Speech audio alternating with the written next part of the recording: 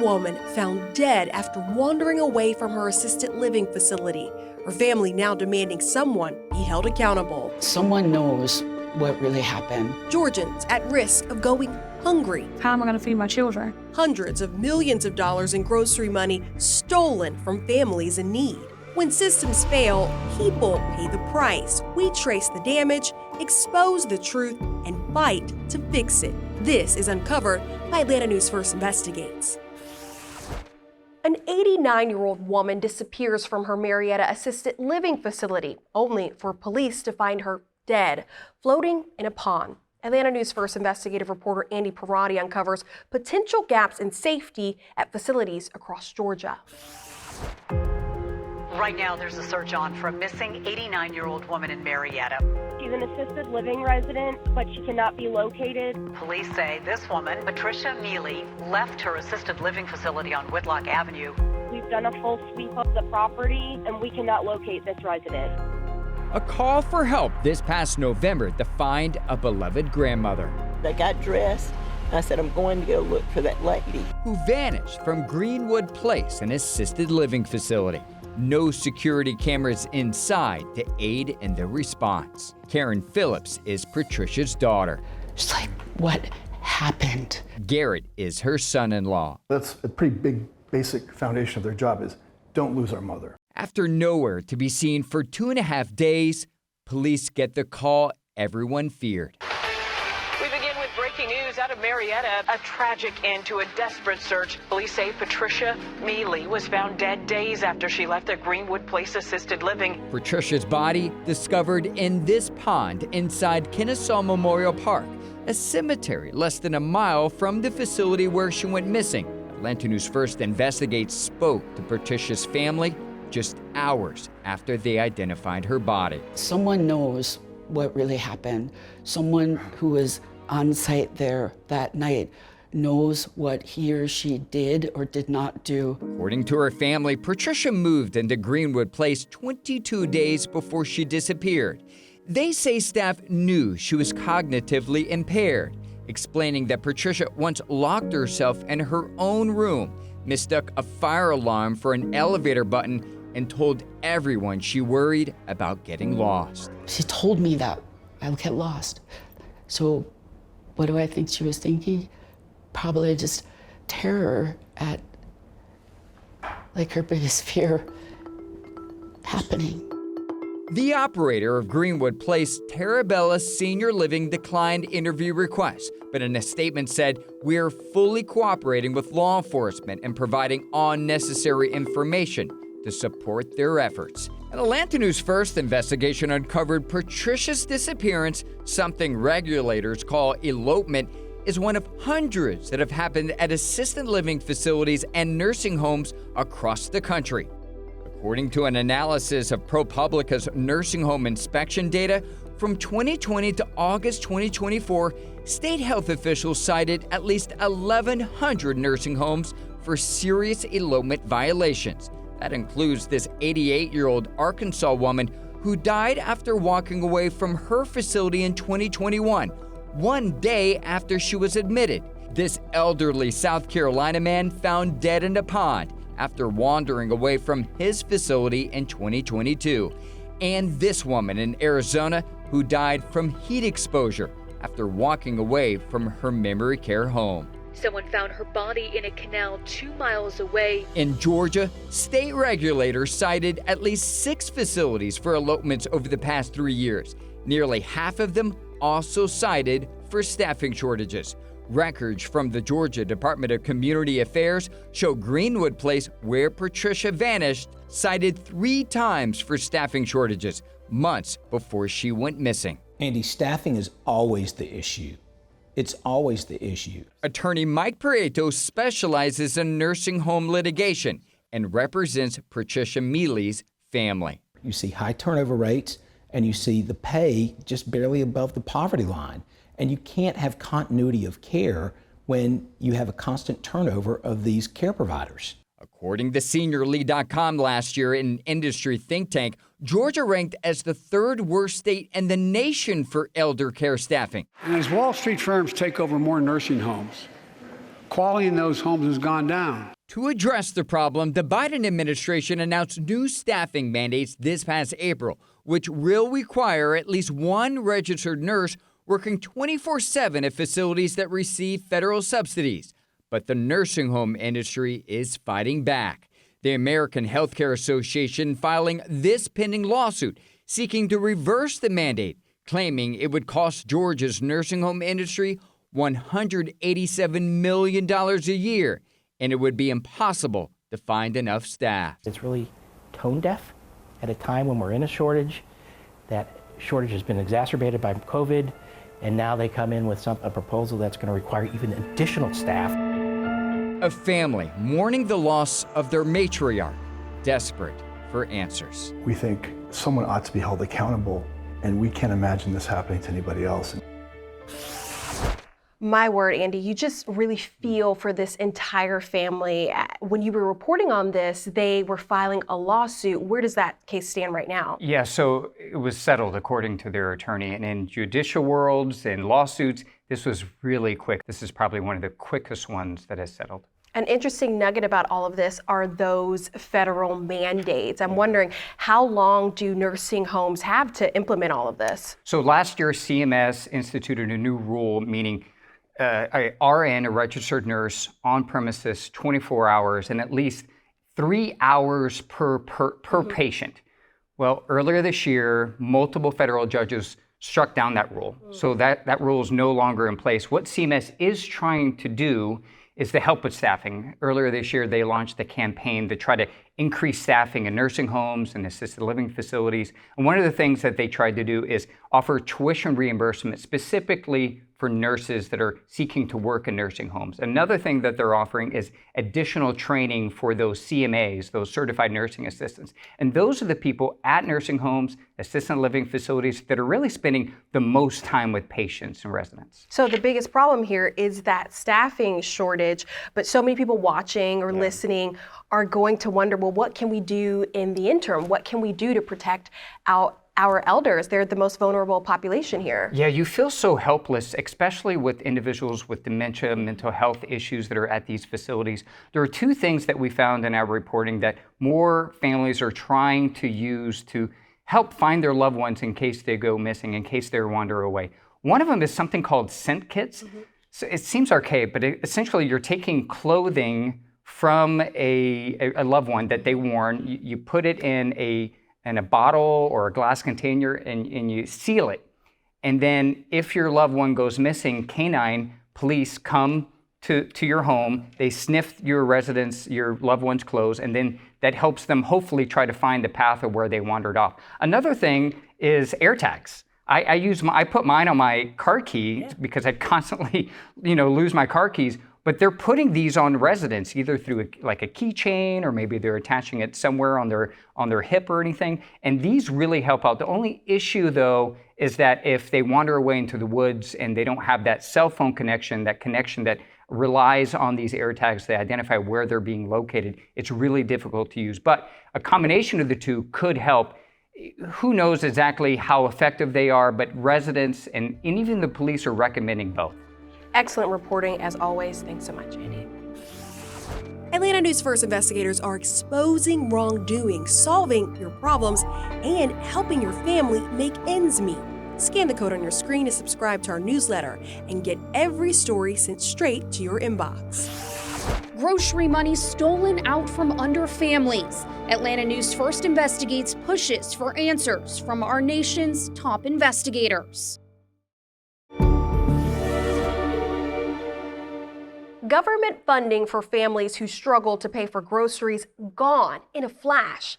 Atlanta News First investigator Anastasia Olmos is uncovering the alarming amount of taxpayer dollars disappearing from SNAP EBT cards.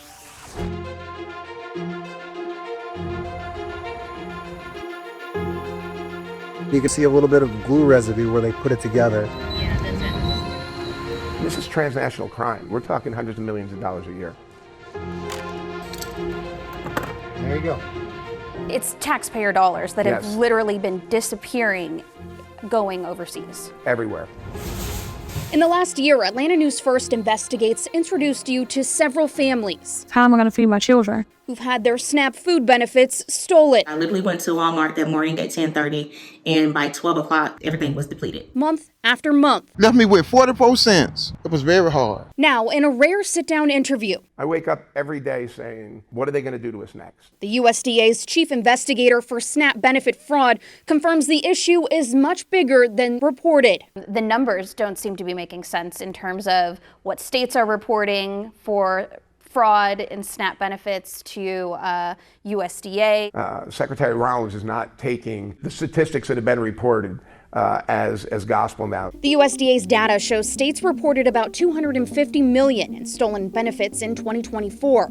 So far this year, states have reported $136 million stolen in just the first few months of 2025. Georgia leading the country at $23 million gone. But the USDA estimates the real national hit. It could be as high as $12 billion a year. Could be more. We don't know.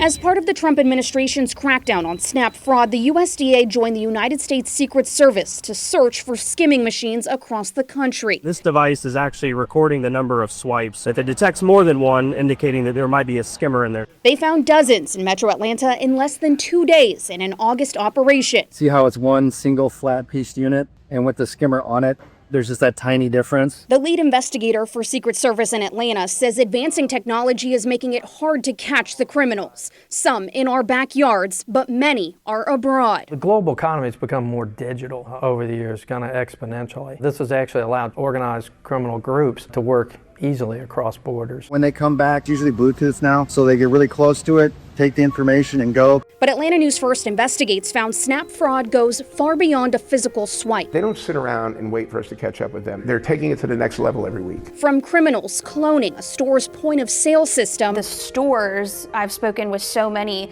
specifically in Pennsylvania, that say, we have no idea how they are charging these EBT cards. We don't accept EBT. And when you go onto the USD website, they are not approved to accept EBT. They're taking an FNS number from an authorized retailer, and they're going to a criminal third-party processor who will take that number, put it into a normal POS device. It doesn't show up because the number is stolen, the POS device has been cloned, nobody knows you even exist. To most recently, a cyber attack on a call center for SNAP recipients, causing the Georgia Department of Human Services to lock some cards across the state. A criminal can guess a 4-digit PIN with a good software program in less than a second. The USDA says they're trying to keep up. I've got about 100 people to cover the entire country. Hoping partnerships with businesses and agencies like the Secret Service will help. Fraud is big business right now. Transnational criminals have really taken over. Parents left without food to feed their families. Atlanta News First Investigates uncovers how you can protect yourself from EBT hackers.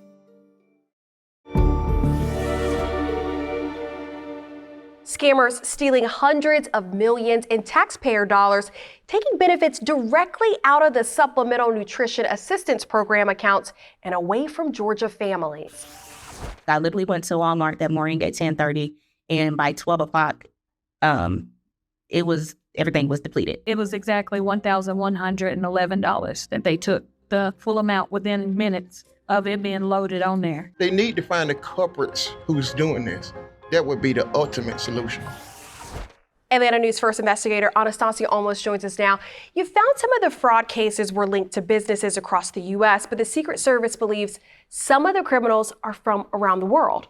That's right. It's really a complex situation that we started to uncover and then finally got this sit down with USDA, who confirmed we can't track these people because not all of them are in the United States. They're really linking them to the transnational crime groups that are just kind of disappearing into cyberspace. Well, the interesting part of your story is that discrepancy. The states are reporting millions, the federal government reporting billions. Why is there that discrepancy? So when I showed up to this actual, kind of sting operation where they were going to be here in Atlanta, going to stores, checking for skimmers, and I got to sit down with the USDA, I heard him say 12 billion, and I said, what? Like, did you B? Was that a mistake? Because what's reporting on your website is nothing near that. In the story, you heard him say that the secretary is not taking it as gospel, meaning she is not taking it as the truth, end all, be all. She realizes that it's not accurate. So what I really thought was crazy was the jump just in Georgia from last year to this year in the amount of money stolen off of these cards to the USDA. So the state reports it to the USDA, and last year they reported 4.4 million stolen. And then all of a sudden this year, in just the first couple months, we had 23 million stolen. And I reached out to the state and I said, what is going on? Does this mean that there's mass hacking happening, or is there an issue with this reporting? And that's when they said that these are verified numbers in 2024. And they're claiming that these 23 million stolen this year is not technically verified. Now, they didn't go into detail on what that means, but overall, Georgia is leading the nation in stolen SNAP benefits, and the USDA realizes that that number likely isn't even accurate because they can't keep up. Watching this story, it seems clear to me that this is a concerted effort and kind of like expert level. What is the USDA seeing with these alleged criminals? There were so many terms I'd never even heard of that I had to actually stop him in the interview and say, what did you just say? A brute force attack, right? Have you heard of that? No, never. Okay, so what that is, I wrote down all my definitions here, is that all the EBT cards start with the same numbers in each state, right? And then each one requires a 4-digit PIN. And so a brute force attack will basically run software to not only guess those numbers in each state, but then guess the 4-digit PINs. And I can't imagine how fast, they say you can do that in seconds, right? I have that in the story. You can guess those in seconds. The other one he mentioned was synthetic IDs. Do you know what that is? No. We are learning all the criminal technology here. So they're seeing that at a rising, at an alarming rate. And they say that that's fake identification numbers that happen within the company. So a lot of people I'll see, on Reddit or something say, oh, this is an inside, criminal task force here going after our EBT. How are they getting my numbers? I just changed the PIN. How did they get into my account? I just got a new card, anything like that. But what they're saying is that these criminals are creating IDs. They are somehow getting into the system. It's happening in Medicaid, Medicare, and SNAP benefits, where they're just creating these accounts and they're able to drain money on the actual employer's side of these cards. That's the scary part about fraudsters. Often they're incredibly intelligent. People watching are gonna wonder, what can I do to protect my money, protect my family, make sure I'm able to buy food? What can they do? So first, if we start with the EBT SNAP recipients, in Georgia, you have an app called Connect EBT. And so that is in about 15 or so states as of right now, but it's essentially an app where you can go on and lock your card. You can manage your benefits, see, change your PIN and things like that. So they encourage you to go on there when you're not using it, lock your card. Another recommendation would be the day that you're going to get your benefits, whether it's the 7th of the month every month, change your PIN the night before and then go to the grocery store the next morning, because you really don't know with these cards. Some states are implementing what would be the chip reader instead of the swipe, because apparently with the skimmer, that's the big issue, but a chip reader is they're also able to develop skimmers for those now too, but they're not seeing them as much. That's what the Secret Service told me. So if you live in a state that can do a chip reader, that's the way you want to go. Now, for anybody that actually uses their credit card at a gas station or something like that, same thing. If you can do the chip, do the chip. If you can change your PIN numbers as much, lock it on your bank app, whatever you can do to keep your card as safe as possible. And we actually have an Instagram video up on my Instagram where it kind of shows you everything to look for with the skimmers and how to spot one. It'll look kind of like it's raised up, or you might see light bleeding through the side. And so if you want to check out more about that, just even now when I go to the gas station, I'm like, always looking. Yeah, I know, right? Great tips, as always. Excellent reporting. Thanks so much. Here's how you can protect yourself. Inspect the payment terminal to make sure it hasn't been tampered with. If possible, tap your card instead of swiping it. Cover the keyboard when entering your PIN number. If you're concerned about skimmers at the gas pump, pay inside rather than outside, and consider paying cash or using a mobile wallet. Turn on bank account notifications and monitor your credit card and accounts regularly to check for unauthorized charges. If you and your family have had your SNAP benefits stolen, we want to hear from you. Text EBT to 470-777-WANF. We'll also send you details on where to report it and how to protect your card in the future. You can listen to all of our extended conversations on these stories right now on our podcast, Behind the Investigation. Just search Atlanta News First on your favorite podcast platform. You're watching Uncovered by Atlanta News First Investigates, a weekly hour-long investigative show with new episodes launching every Sunday at 7.